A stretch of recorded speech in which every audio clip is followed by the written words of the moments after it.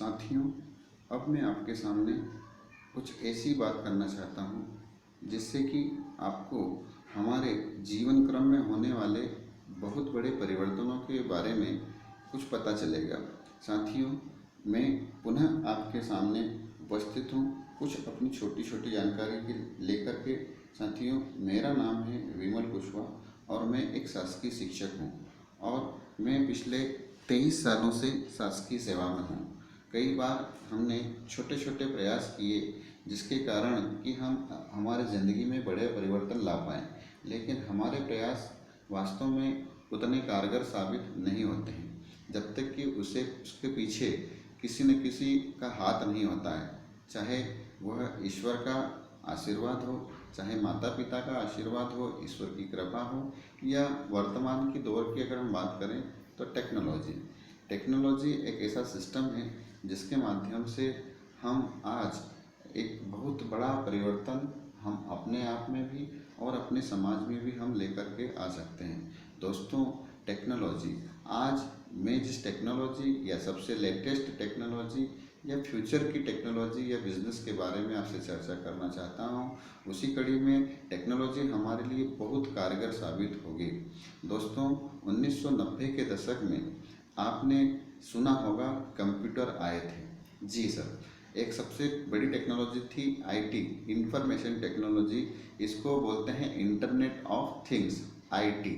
IT का बारे में लोगों ने जिन लोगों ने इस क्रांति को या जिस टेक्नोलॉजी को अपनाया, उनके जीवन में आज वो बहुत कुछ आगे निकल चुके हैं। उनके कई सारी ऐसी चीज़ों को उन्होंने अपनाया इंफॉर्मेशन टेक्नोलॉजी के माध्यम से। समाज से जुड़े इंफॉर्मेशन टेक्नोलॉजी का सबसे बड़ा एक फ़ायदा ये हुआ कि दुनिया धीरे धीरे छोटी होती गई मतलब हम लोगों से बहुत आसानी से जुड़ते गए।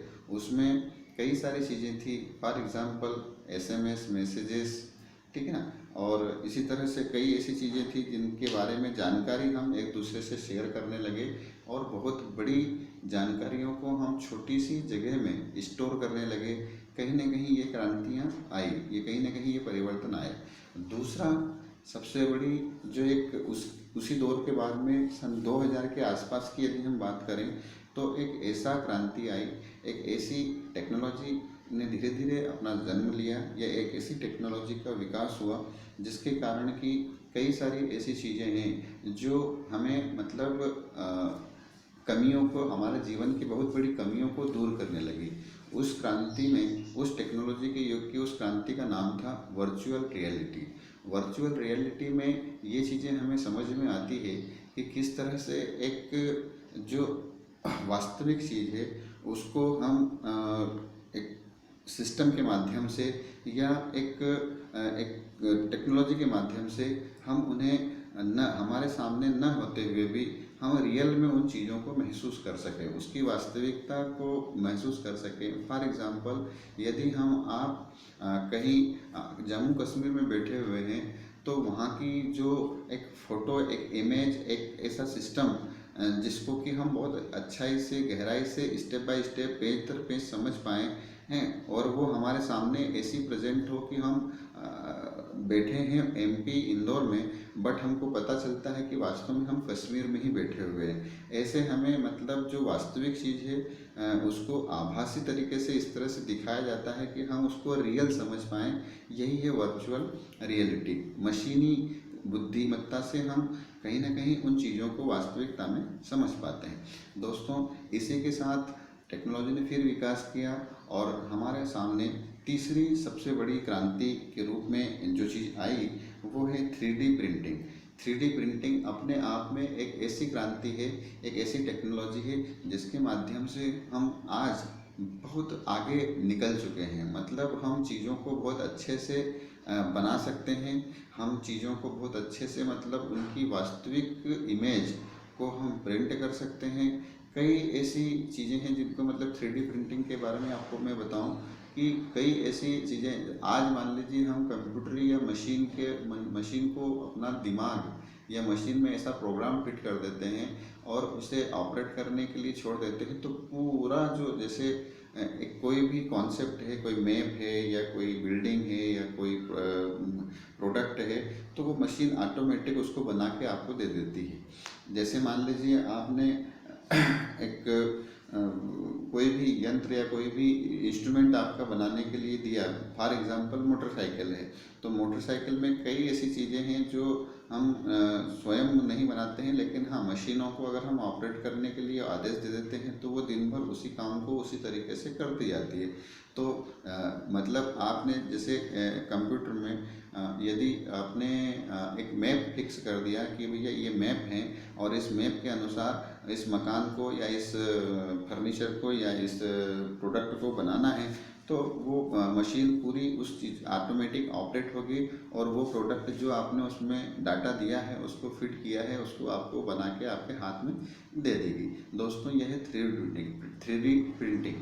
3D प्रिंटिंग का एक सबसे बेहतरीन नमूना मैं आपके सामने और प्रस्तुत करना चाहूँगा या उसके बारे में और बताना चाहूँगा, तो वो है आज हम ऐसी मशीनें, ऐसे यंत्र विकसित हो चुके हैं कि जैसे मान लीजिए किसी भी व्यक्ति को एक अपना लिए रहने के लिए घर बनाना है, तो आप उस मशीन में उस घर का नक्शा फिट कर दीजिए, कुछ उसको आदेश दे दीजिए, उस मशीन की जो एक उसमें रॉ मटेरियल डाल दीजिए और वो मशीन अपने आप में आपको वो संपूर्ण फैसिलिटी युक्त घर बना के दे देगी जिसमें कि आप रह सकते हो।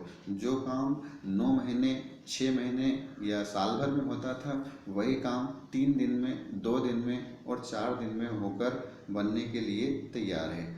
आज हम उस युग में आ चुके हैं दोस्तों। पुरानी टेक्नोलॉजी, पुराना समय और पुरानी परिस्थितियां आज पूरी तरह से बदल चुकी है। फिर इसी के साथ में एक और टेक्नोलॉजी ने हमारे सामने प्रवेश किया। उस टेक्नोलॉजी ने लगभग हमारे सामने 2007 और 8 में प्रवेश किया। 2007 और 8 के समय में एक नई टेक्नोलॉजी ने जन्म लिया जिसका नाम है ब्लॉकचेन टेक्नोलॉजी।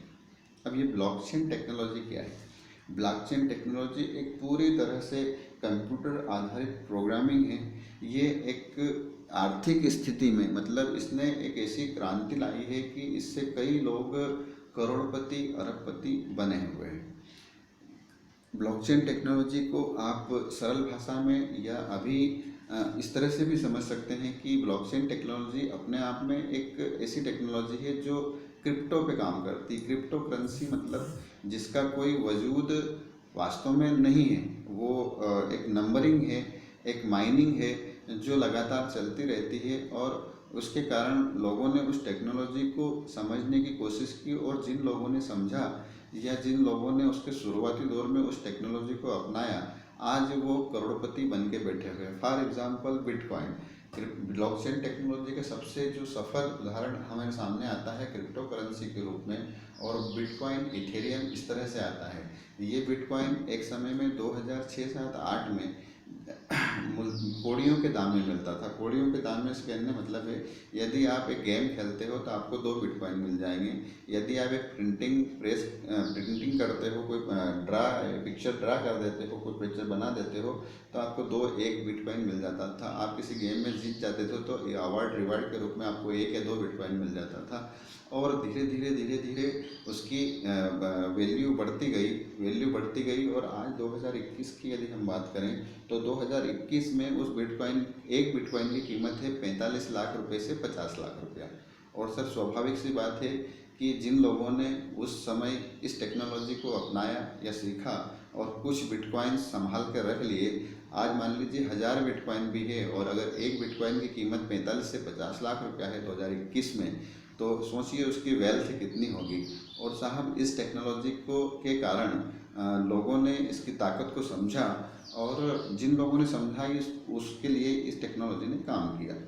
इसी तरह से अब एक नई टेक्नोलॉजी जो आ रही है और जो फ्यूचर की टेक्नोलॉजी है, और इसे अच्छे साइंटिस्ट लोग या टेक्नीशियन लोग इस तरह से मानते हैं कि ये टेक्नोलॉजी विश्व की सबसे अंतिम टेक्नोलॉजी रहेगी।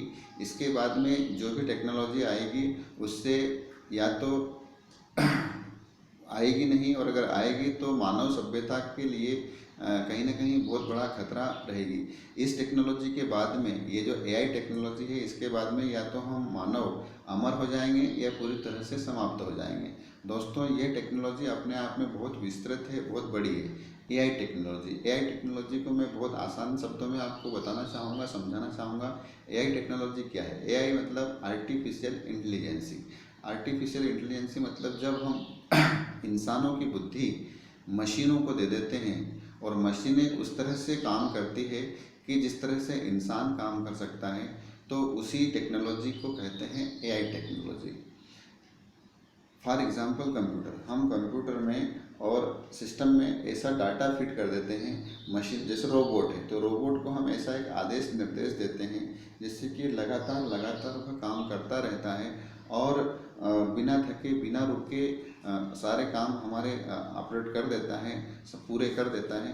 तो वो एक तरह से एआई टेक्नोलॉजी का पूरा पूरा एक उपयोग हो गया। आज हमने देखा है कि हम कृत्रिम बुद्धिमत्ता, मानव निर्मित, मानव जब अपनी बुद्धि मशीनों को देता है तो मशीनें बहुत अच्छे से और बहुत आसानी से उस काम को ऑपरेट करती है। हमने कई सेक्टरों में, कई क्षेत्रों में देखा है। सबसे बड़ा इसका उदाहरण देखने को मिलता है मानव रहित कार या ड्राइवरलेस कार। ड्राइवरलेस कार एक ऐसा प्रोग्रामिंग है कि उस कार में यदि आप बैठो और जिस जगह का आप मोबाइल में डेस्टिनेशन का या हमारे जहाँ पे हमको जाना है, जिस जगह हमको पहुँचना है, उस जगह का डाटा या उसको हम आदेश दे देते हैं, तो वो कार हमें अपने आप बैठा के उस जगह पे पहुंचा देती है।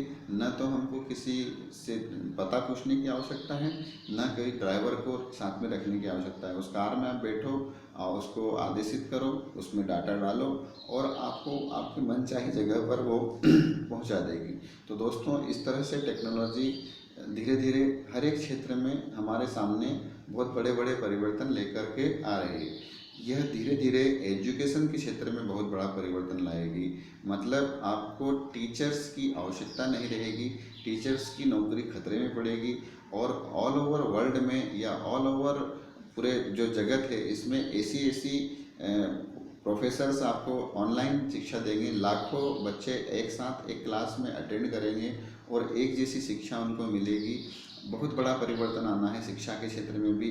कई बारीक चीज़ें जो बहुत कठिन है या जो असमानता है बच्चों की बुद्धि में, वो कहीं ना कहीं एक समान रूप से कार्य करना शुरू करेगी। ऐसे परिवर्तन देखने को भविष्य में मिल सकते हैं शिक्षा के क्षेत्र में। दूसरा है इसमें सबसे बड़ा जो है हेल्थ सेक्टर में। हेल्थ सेक्टर में या जो हम बीमारियों से लड़ रहे हैं, इस बीमारियों का बहुत आसानी से और पर्याप्त जो इलाज है वो हमें बहुत आसानी से मिल पाएगा। तीसरा सबसे बड़ा जो इसमें परिवर्तन आएगा वो है एग्रीकल्चर के क्षेत्र में। एग्रीकल्चर के क्षेत्र में हम मानव बुद्धि का जो प्रयोग करके जिन चीज़ों का उत्पादन कर पा रहे हैं, शायद वह हम एआई टेक्नोलॉजी का प्रयोग करके बहुत अच्छे से और बहुत बड़ा कर पाएंगे। साथ ही इसमें सबसे बड़ा जो एक परिवर्तन और देखने को मिल सकता है वह एक कॉरपोरेट सेक्टर में। कॉरपोरेट सेक्टर में क्या होगा कि ऑटोमेशन बहुत ज़्यादा आएगा।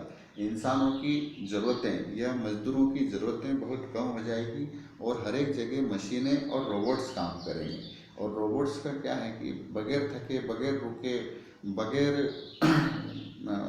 सैलरी लिए एक बार उनको पिन लगाओ, प्लग इन करो और वो प्ले हो जाते हैं। जैसे ही आप प्लग करोगे प्ले हो जाएंगे।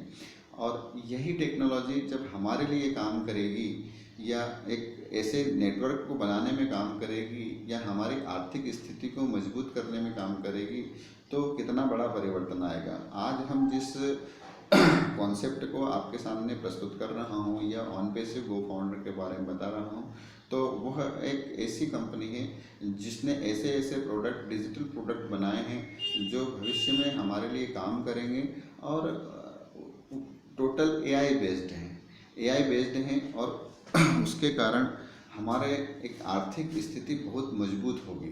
तो दोस्तों, मैं आपका बहुत बहुत धन्यवाद करना चाहता हूँ कि आपने इन बातों को मेरे को सुना और समझा।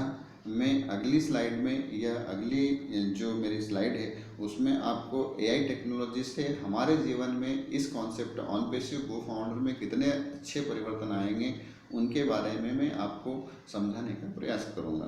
तो बिल्कुल आप बने रहिए और गौर से सुनिए। साथ ही दोस्तों, मैं आपसे एक आग्रह करूँगा कि ये चीज़ें आपको मेरे यूट्यूब चैनल पर भी उपलब्ध रहेगी। आप बिल्कुल विमल कुशवाहा के नाम से जो चैनल है उसको सब्सक्राइब कीजिए और इन चीज़ों की जानकारी प्राप्त करने के लिए उसे ज़रूर देखिए। साथियों, बहुत बहुत धन्यवाद। नमस्कार।